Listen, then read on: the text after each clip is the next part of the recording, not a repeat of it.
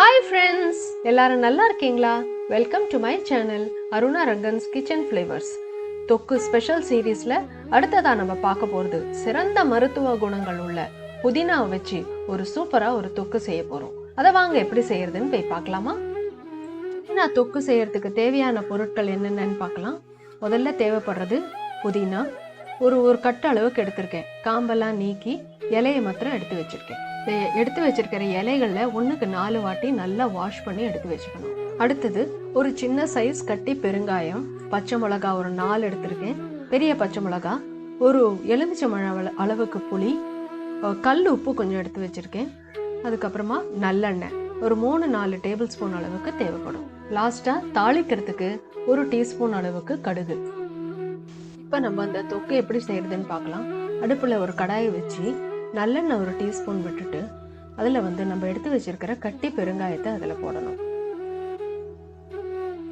இந்த பெருங்காயம் நல்லா பொரியிற வரைக்கும் நல்லா வதக்கிட்டு அதை எடுத்து தனியாக ஒரு பிளேட்ல எடுத்து வச்சுக்கணும்.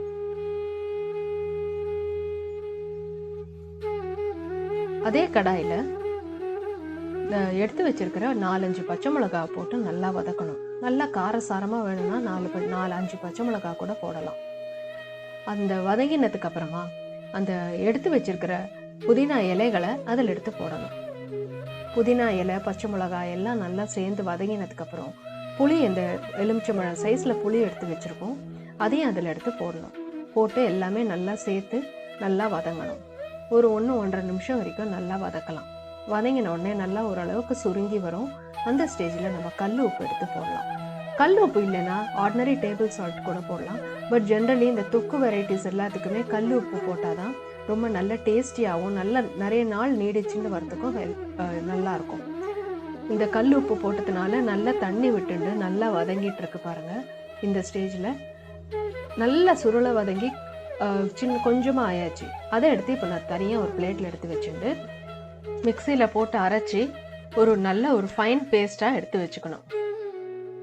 இந்த சூப்பரான புதினா தொக்குக்கு நம்ம எல்லாம் வதக்கி எடுத்து அரைச்சி எடுத்து வச்சுட்டாச்சு. இப்போ நம்ம தொக்கு செய்யலாம்.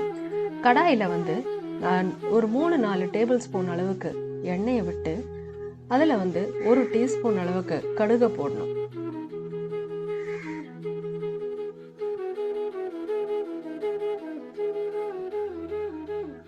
கடுகு பெரியற வரைக்கும் பொறுமையாக வெயிட் பண்ணணும். இல்லைன்னா உங்கள் டிஷ்ஷே கசந்து போயிடும். நல்லா கடுகு இப்போ வெடிச்சு பொரிஞ்சு வந்தாச்சு. இப்போ இந்த ஸ்டேஜில் நம்ம அரைச்சி எடுத்து வச்சுருக்கோம் அந்த விழுதை இதில் போட்டு நல்லா வதக்கணும். ஆல்ரெடி இதில் தண்ணி கண்டென்ட் இருக்குது நம்ம அரைச்சதில். இதை நல்லா வதக்கும் போது அந்த எண்ணெயெல்லாம் ஃபஸ்ட்டு இழுத்துக்கும். அது நல்லா ஒரு 1-1.5 நிமிஷம், கொஞ்சமாக தான் இருக்கா, அதனால் 1.5 நிமிஷத்துக்குள்ளே சூப்பராக அது வெந்துடும்.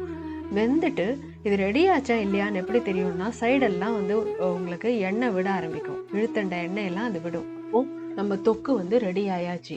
அதை கொஞ்சம் எடுத்து ஆறின உடனே ஒரு ஏர்டைட் கண்டெய்னரில் போட்டு ஃப்ரிட்ஜில் ஒரு 15-20 நாள் கூட வச்சு நம்ம அதை ரெடிஷ் பண்ணி சாப்பிட்டுக்கலாம். இந்த சூப்பரான புதினா தொக்கு இப்போ நம்ம ரெடி பண்ணியாச்சு. இதை கண்டிப்பாக உங்கள் வீட்டில் நீங்கள் பண்ணி பாருங்கள். அதோட ஹெல்த் பெனிஃபிட்ஸ் எல்லாம் நீங்கள் அனுபவிங்க. எப்படி வந்திருக்குங்கிற ஃபீட்பேக்கை எனக்கு கமெண்ட் செக்ஷனில் அவசியம் கொடுங்க. இந்த வீடியோ உங்களுக்கு பிடிச்சிருந்ததுன்னா கண்டிப்பாக ஒரு லைக் பண்ணுங்கள். உங்கள் ஃப்ரெண்ட்ஸ், ரிலேட்டிவ்ஸ் எல்லாருக்கும் ஷேர் பண்ணுங்கள். சப்ஸ்கிரைப் பண்ணுங்கள். கண்டிப்பாக சப்ஸ்கிரைப் பண்ணும்போது அங்கே ஒரு பெல் ஐகான் இருக்கும்.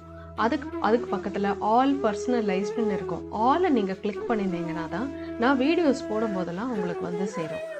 அந்த ஆலை கிளிக் பண்ணுங்கள், சப்ஸ்கிரைப் பண்ணுங்கள், லைக் பண்ணுங்கள், ஷேர் பண்ணுங்கள்.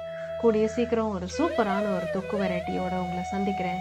அது வரைக்கும் தேங்க்யூ, நன்றி, வணக்கம்.